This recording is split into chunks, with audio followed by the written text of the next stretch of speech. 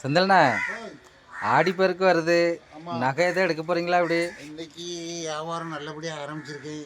பல வகையில் பெருகணும்னு நான் ஏமா சொல்லுங்க, டக்கு டக்குன்னு சொல்லுங்க, போட்டு தரேன். இன்னைக்கு வியாபாரம் நல்லா இருக்குன்னு பார்த்துருக்கேன். ஆடிப்பெருக்கு. சரிண்ணே. இன்னைக்கு நீங்கள் கோயில் புனிலாம்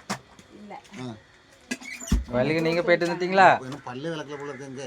சரி சொல்லுங்க. கோலம்லாம் அப்படி இருக்கு பாருங்க.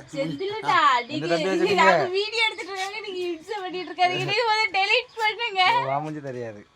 ஐயா குரல் கேட்கும். குரல் மட்டும் கேட்கும். ஐயோ இவனை சொன்னது. ஏன்னா கடைக்கு எந்த கடைக்குன்னு போவீங்க? நகை எடுக்கிறதுக்கு. நகை எடுக்கிறதுக்கா? ஆமா.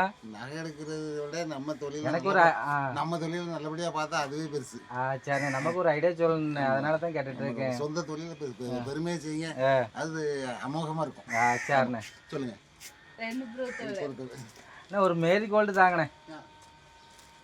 ஆடிப்பெருக்குக்கு கோல்டு தான் வாங்க முடியல, உங்கள் கடையில் மேரி கோல்டாவது வாங்கிட்டு போயிடுவோம்.